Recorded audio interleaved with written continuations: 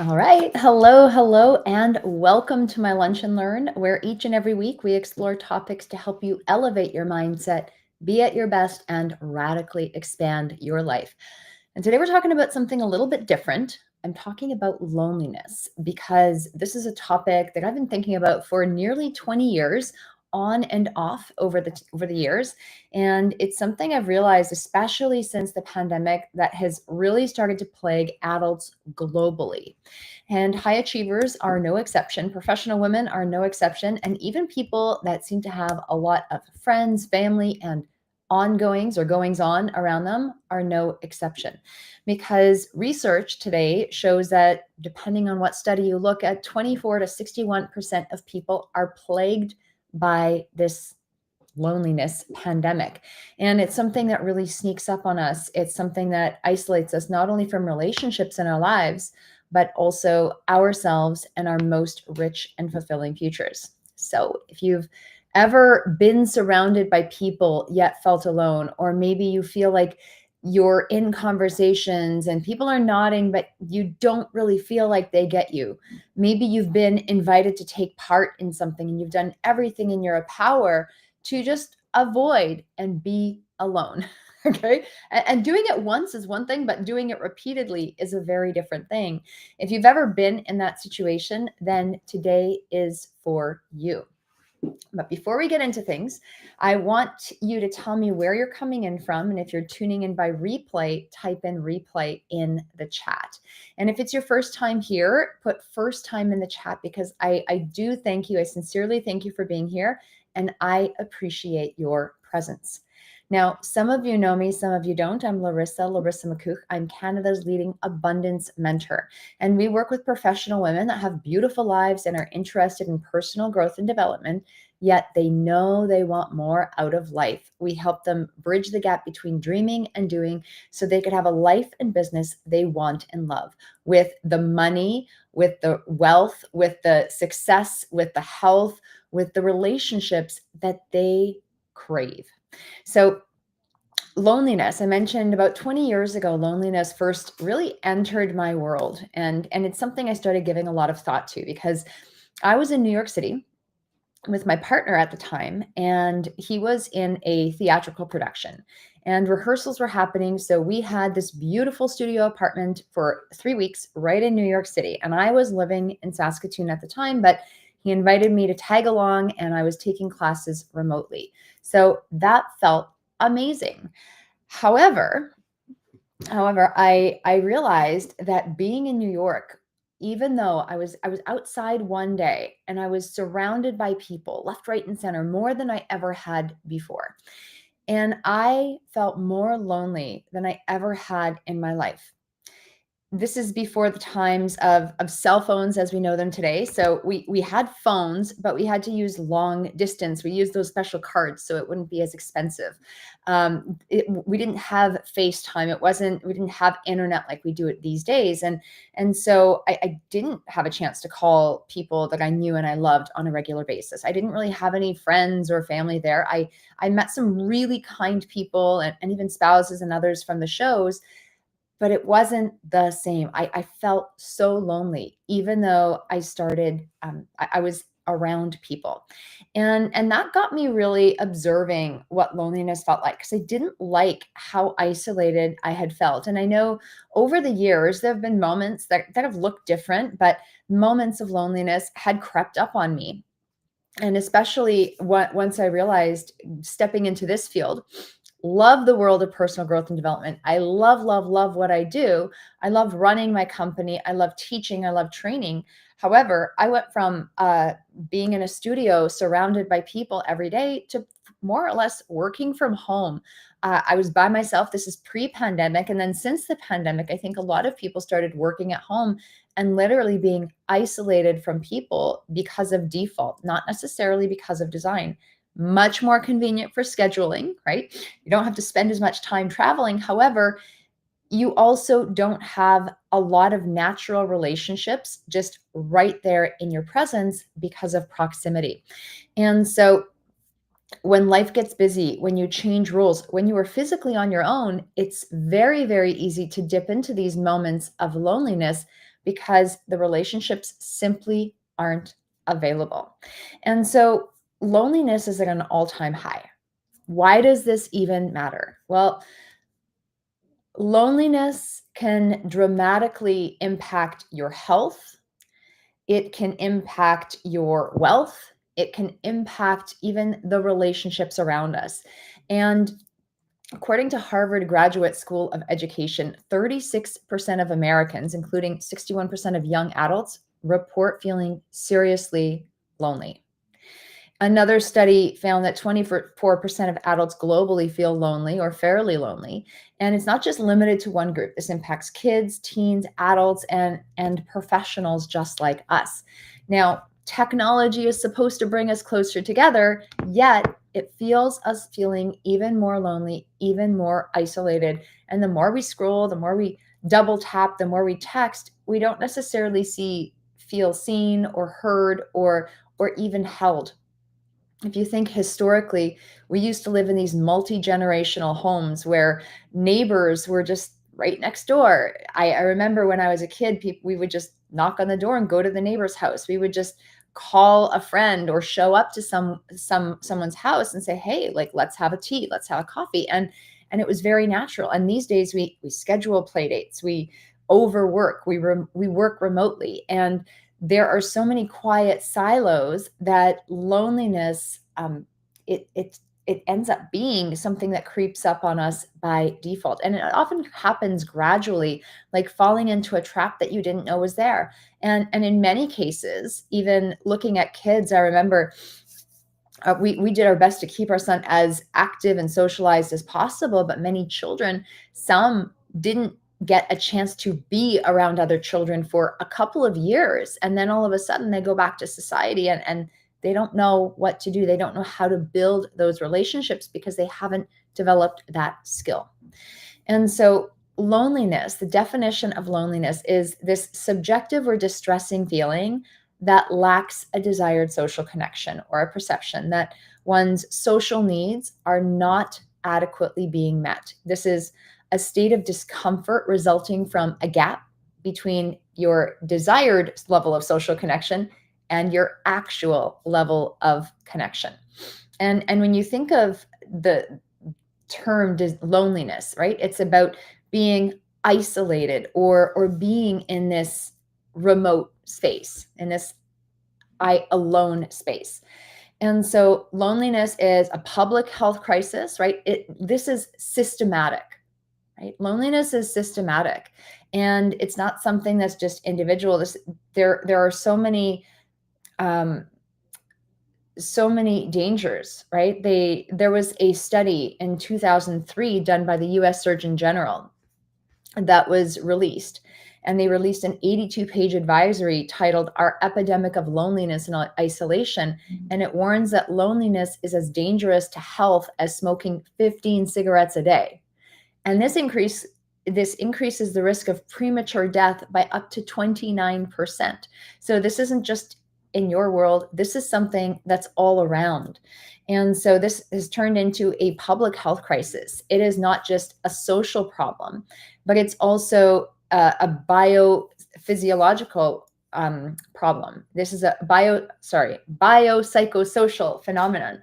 It impacts everything from immune system function to inflammation to cognitive decline, cardiovascular disease, and even research shows that chronic illness can actually lead to Alzheimer's disease, and the increased risk of Alzheimer's disease by up to 50%, which is really quite scary. And so workplace isolation, workplace loneliness is huge. Again, more people are working on their own than ever before. And a lot of times people are susceptible due to overworking, right? You overwork, you overwork, you overwork. You have no time for a life or those relationships and those meaningful interactions. And again, technology has played a significant role in this. So, health crisis, not just a social problem, but also a physical problem. Workplace loneliness, right? This is impacting our workspaces and the way that we are productive to society. And technology has a dramatic impact in this arena. So what you need to know is you, regardless of where you're at, you can make a change, and you are not the only one. Okay. So you can make a change. You are not the only one, even if it's impacting your health, if it's impacting your relationships, if it's impacting all aspects of your life, you can absolutely get out of it. Maybe you've never felt connected and you don't even know how to do it. This is something, connection with people. Connection is the opposite of loneliness. And you can absolutely go learn the skills of becoming connected with people, because loneliness is affecting your entire world. And you can do it virtually, you can do it in person. However you do it is great, but you've got to go out of your way to make it happen. You can't expect others to be responsible for that. When we first started our company, I first started, I love personal growth, and I had group calls because I think there's value in learning from a group. One of the things that we do deliberately, because we are a virtual company, but we deliberately listen to people's takeaways or thoughts or perspectives. We deliberately hold masterminding opportunities to help one another and get to know one another at a deeper level. Why? Because initially for me, it was because you get to learn more, you get to experience it and have a more holistic perspective. The byproduct was it started creating community. When people feel seen, when people feel heard, when people feel connected and understood, all of a sudden there is so much more soul. And that happened in my organization. It wasn't created by design, that happened by default. And I feel so blessed that I recognize that. And since then, we've made it a real point to have that human connection, because connection is a choice and we choose to help our abundance community thrive. Now, here is a truth. You do not have to default to the people around you, right? So often when we grow up in a certain arena or we are working in a certain arena, you might have proximity to certain types of people. Those are easy and natural relationships to build and to nourish and to align with. If they align with you and your life's vision, amazing. If they don't, you don't have to feel like that's your only option. If you feel like this is not the place I'm meant to be, you can start going and finding communities and finding the types of people that actually fuel your fire and nourish your soul. But it's about clarity. You've got to be clear on what you want. And so there is a long-term perspective that's required, right? So let's look there from a short-term and long-term perspective. Short-term, maybe you might, if you're feeling really lonely or isolated, you might just check in with yourself each day and say, how am I feeling really? And you might do something each day that recharges you and allows you to engage in a community or in a space. It might be something as simple as initiating a conversation. It might be something simple like calling a friend. For me, one of the relationships that I have committed to building, this is a longer term thing, but initially it just happened, was a writing opportunity. And so I go out of my way to have a writing date with a colleague. And over the course of time, it's transitioned into a long-term relationship because I've got that time block in my calendar where every couple of weeks I meet with my writing partner, and we don't just write and do work, but we work on meaningful things and we fuel and engage in one another. And so these short-term shifts where you're going out of your way to maybe do something each day to recharge yourself, to connect with people, can also lead to long-term solutions, because you've got to have some long-term perspectives and long-term ideas of what you want from your relationships in your life. So when you think of the connections that you want with people, it's really important that you have clarity as to who you want in your life. Who lifts you up? Who do you want to spend more time with? Who historically has fueled you forward and who might you want to actually step away from. And there's some people that might actually make you feel more lonely. And you can look, is it a misalignment of the two of you? Is it something that you're doing in the relationship, or is it just a relationship that's run its course? So when you look at the vision of who you want to spend time with, this is absolutely critical. Start identifying the kinds of people that you want to nurture and cultivate relationships with. And the more clarity you have, the easier it will be to bring them into your life. But this is not a one and done. You're not going to sit down for 5 minutes and do this and think you're never going to look back at it. These are relationships that you're building for life.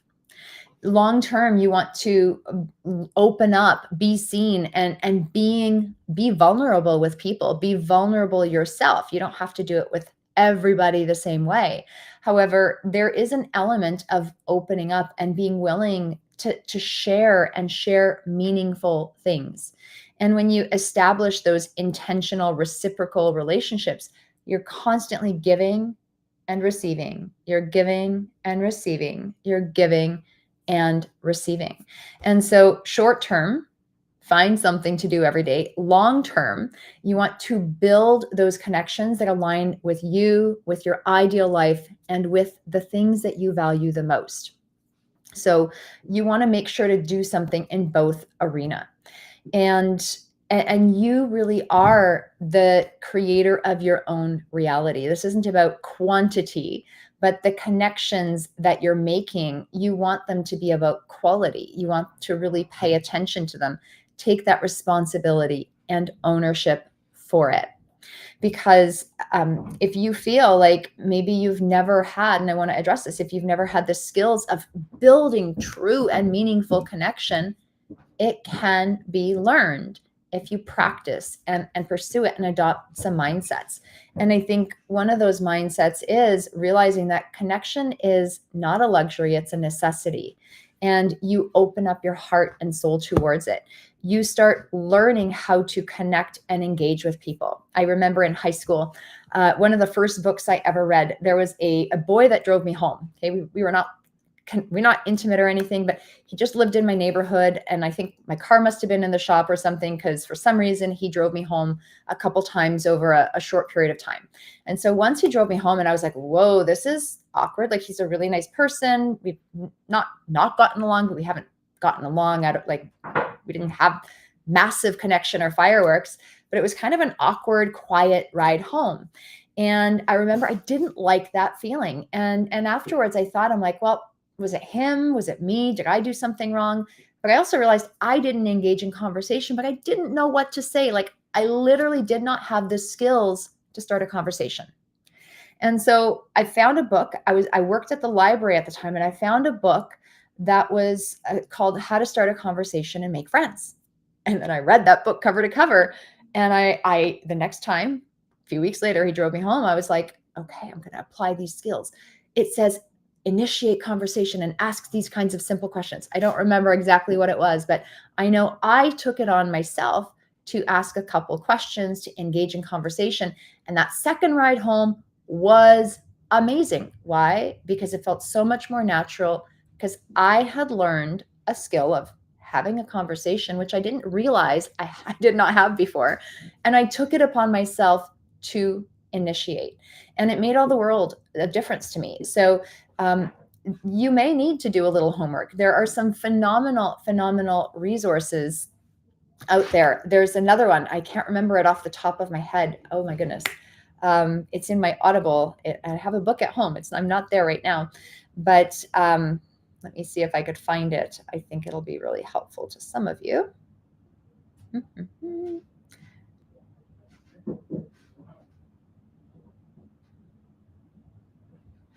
This will be, okay, How to Talk to Anyone. So by Leo Lowndes. And this is, the subtitle is 92 Little Tricks for Big Success in Relationships.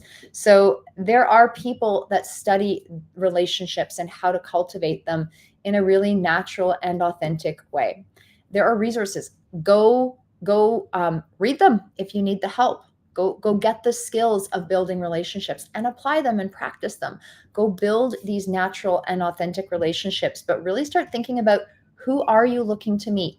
Can you do something every day? Can you start thinking about your long-term vision and how to actually step into it? Because it will make such a tremendous difference in your life. Loneliness is like trying to power a lighthouse on a dying battery. And from the outside, it might still shine, but inside, it is dimming. And so, to truly shine, you need a power source, and connection is that power source. So, my challenge to you is to start really looking at your life and ask yourself and be really honest, be really truthful. Are you feeling disconnected? And really look, where are you feeling connected specifically? The more specific, the better. What do you need more of, and what is one step you can do, and one step you can take to create that true real connection with yourself and with someone else. It's not just about having a big social circle. It's literally about feeling held, seen, supported, and truly understood. And so that might be a small circle of deep connections, that might be a bigger circle of different types of connections, but you need to do something that's true to you. And I know that when you step into this and you start to notice the changes, magic will happen for you. One of the things that we've committed to this year, we love, love, love doing our virtual events because we have so many people across the globe that do tap into our communities, and we have the ability to make it accessible and affordable and easy for them to plug into this beautiful abundance mindset each and every day. However, this year we are going to host a live in-person event, not just for our clients, but also for our greater community. It's going to be called Glam Day. And this is a chance where we will have the opportunity to explore the best of our inner selves and really build and cultivate those relationships with ourselves, elevate our self-image, and also connect to others in an in-person experience. It's going to be about deep and meaningful connections and a lot of fun. So we've got some really fun things that we're planning behind the scenes. We do not have details to release, but if a live in-person event that is fueled and immersed in abundance mindset is something that you're interested in, let us know. Like, type in Glam Day in the chat, reach out to our team, and once details are available, we will absolutely get them for you, because this really is about you creating the connections that will fuel you forward and help you radically expand your life. So if you want those in-person connections with us,